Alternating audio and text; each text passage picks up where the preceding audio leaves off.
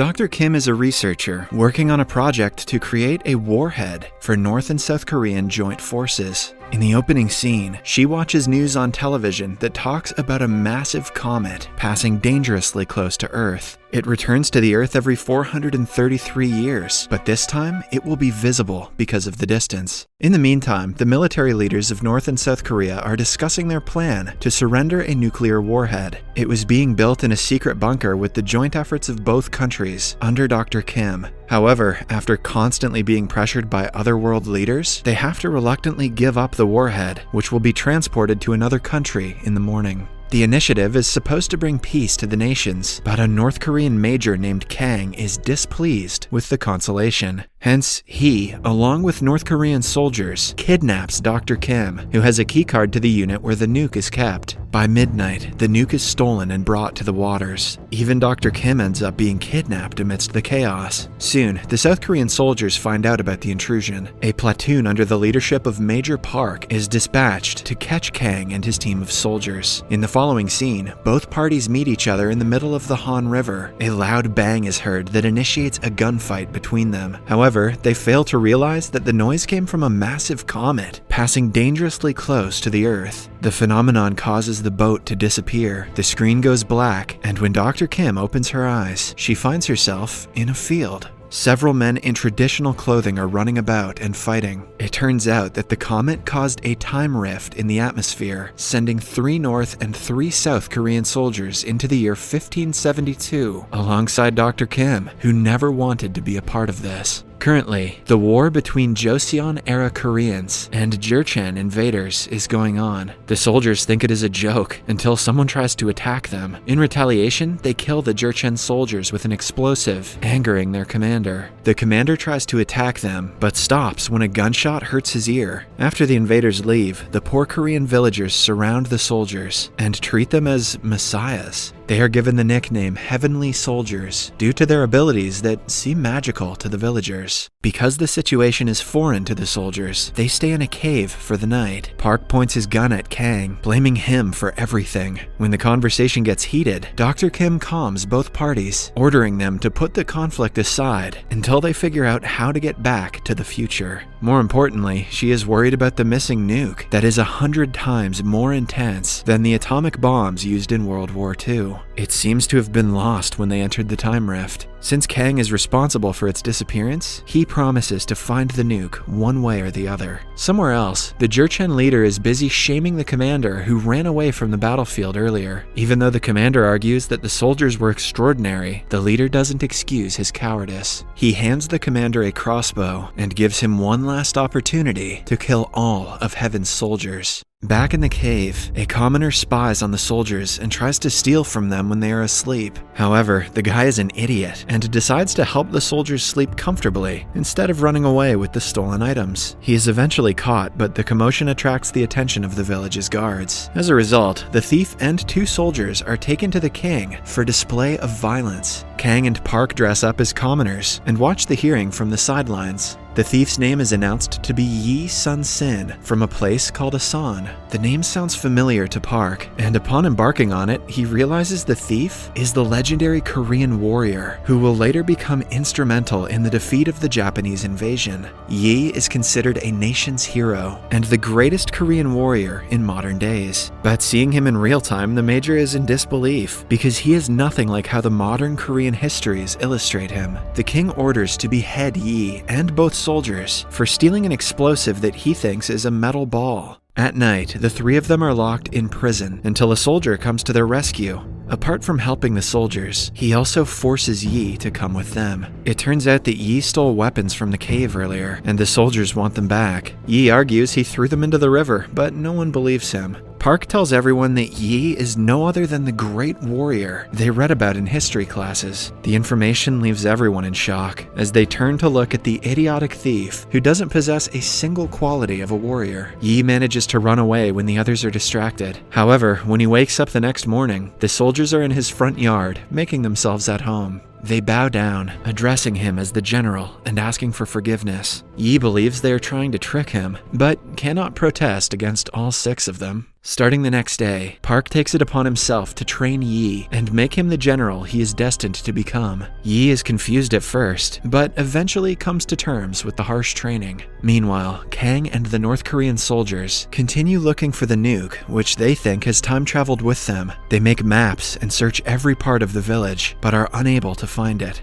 One morning, when no one is around, Yi goes to the woods with the weapons he had stolen from the soldiers. He believes they are worth a lot of money and wants to sell them in the future. He buries them near a tree, and a little peasant girl sees him doing so. She is curious about the guns, but Yi manages to send her away after bribing her with a bar of chocolate. However, a few hours later, she walks out of the woods with a gun in her hands. The Jurchen spies sent to find the soldiers notice the girl. They register that the soldiers must be nearby because of the gun. In the meantime, Park and the others treat Yi with respect and take great care of him. Dr. Kim thinks they should not try to interfere with Yi's life because it might change the future of the entire nation, but Park believes Yi needs them to become a warrior. One afternoon, Dr. Kim excitedly gathers everyone and reveals that she has discovered something about the comet. The last time it traveled close to Earth was 433 years ago, which is why they were transferred to 1572. It's exactly 433 years earlier than their time. If they follow the pattern according to the moon's calendar, the next comet will pass in 4 days, which means they can return home. The only problem is that she doesn't know what part of the village they should be in when the comet passes, but she is positive she will find a solution to that. At night, Park sees his soldiers digging through Yi's belongings. They find many plant roots and figure out Yi is actually a lowly smuggler. They burn all of it, asking Yi to get his act together and do what he is supposed to do for the nation. Angered by them treating him like a kid, Yi storms away. A while later, a South Korean soldier finds him and pretends to read his palm, telling him everything he will achieve in the future. Yi laughs at the guy, refusing to believe him. When the soldier tries to tell him the entire truth, an arrow lands in his neck and kills him. Yi is then surrounded by the Jurchen invaders and abducted.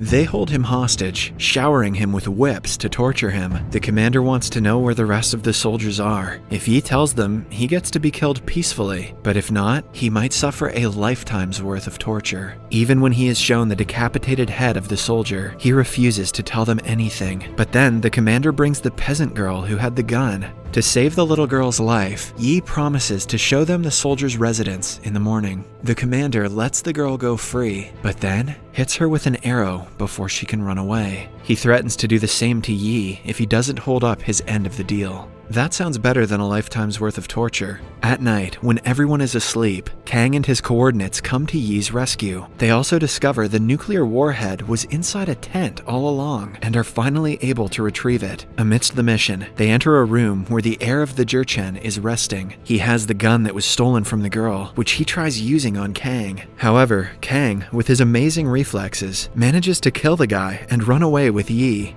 The next morning, the Jurchen leader finds his son's dead body and is stricken with grief. With a renewed sense of revenge, both the leader and commander make it their mission to kill the escapee. Somewhere else, Yi is shaken by the unjust death of the child. He repeatedly hears his father and the soldiers telling him to pass the military test and become a general. Until now, he believed he was a loser who couldn't achieve anything great in life. But after witnessing the girl's death, he gets a reason to fight. Meanwhile, with the nuke in their possession, Dr. Kim notices the timer on it has moved from 10 to 5 minutes. This means they have been here for 5 days, because 1 minute of real time is equal to 1 day of time in the past. Using the nuke, the timing and location of the comet's passing are accurately calculated. Hence, the soldiers prepare to leave the past as it currently stands. In the following scene, they are holding a funeral for the dead member of their team. Just then, they are approached by the villagers, who have dug out the weapons from the woods. They want the soldiers' help to seek revenge for the girl who was killed. Apparently, she was an orphan who was liked by everyone in the village. Because she had no parents, the villagers all grieve her death, as though she was their own daughter. Initially, Major Park is skeptical because he doesn't want to interfere with the past. However, he changes his mind when Kang comes forward and agrees to help. The villagers alongside the modern Koreans prepare for the battle. While planning a strategy for the attack, Kang and Park get into an argument that ends up in a fist fight. They only stop when Yi orders them to. He makes them realize that their rivalry is nothing compared to the villagers' safety. Park sees that Yi has finally gained his essence as a future general. For an entire day, Yi inspects the areas around the village and figures out which path their rivals are going to take. He even surprises everyone by planning a clever tactic of attack after analyzing all the aspects of the battle. According to him, they can hide in the narrow part of the hill where the rivals will be coming from. That way, only 10 of them can pass through at a time, and they can kill them easily. Still, there is a huge chance that all of them will die in the battle, since the villagers are going against the trained fighters of Jurchen. On the day before the arrival of the Jurchens, Dr. Kim notices that their clocks are moving faster. This means the comet is accelerating at a greater speed, and they will have to return home before the Jurchens invade. The soldiers have to choose between returning to their old life or helping the villagers. They decide to go with the former, because staying in the village might not help Yi in the long run. As they prepare to leave, Park suggests Yi also run away to save his life. He has to be alive for the future when the Japanese invade Korea, hence he cannot risk being killed in a less important battle. Enraged by the suggestion, Yi loses respect for Park. But in the end, he is knocked out and carried off for his own good. Everything goes according to plan until the North Koreans realize that they will be sentenced to death when they return to the future for stealing the nuclear warhead. At the last minute, Kang changes his mind and elects to go back to the village to help defend it from the Jurchens. The others follow his lead and decide to stay behind for their own reasons. They even hand their necklaces to Dr. Kim, asking her to return them to their families. A while later, the stubborn Yi manages to escape his confinement and joins the soldiers and the villagers in their battle. The invaders initiate the first attack, giving rise to a long and hard fight. The soldiers use the guns and explosives to kill the first batch of soldiers before they do any damage. But when the second batch arrives with crossbows, the villagers are pushed back and most of them are killed. The leader of the Jurchens kills many soldiers and weakens the team. Major Kang also dies after taking an arrow to save Yi's life. In the end, only Sergeant Choi and Park are left alive out of all of Heaven's soldiers. After an intense battle, the leader of the rivals is finally killed, and the villagers become the victor. Somewhere else, Dr. Kim is also attacked by the Jurchens. A guard fights them to keep her safe. She is almost killed by a grenade, but the comet arrives right on time and creates the time rift yet again. She and the warhead make it back to the present, and she reports their experiences to the Korean generals. The superiors don't believe the story of time travel, but now that they have the nuke, they do not care about the missing soldiers. At last, they decide to turn over the warhead and maintain peace in both nations. In the last scene, we see Dr. Kim visit a local memorial of Admiral Yi. She misses the soldiers and Yi and is sad that she doesn't know what happened to them. The scene then shifts to the time of the Battle of Myeongyang Strait. There, we see that Yi has now become the general and is preparing to face the Japanese soldiers. In the battle, he and only 13 Korean ships successfully destroy an over 300-strong Japanese armada. Aboard his flagship, Yi is with none other than Park and Choi, who are now his staff officers. Subscribe for more videos like this, turn on notifications, and leave a like to help the channel out. Thank you for watching.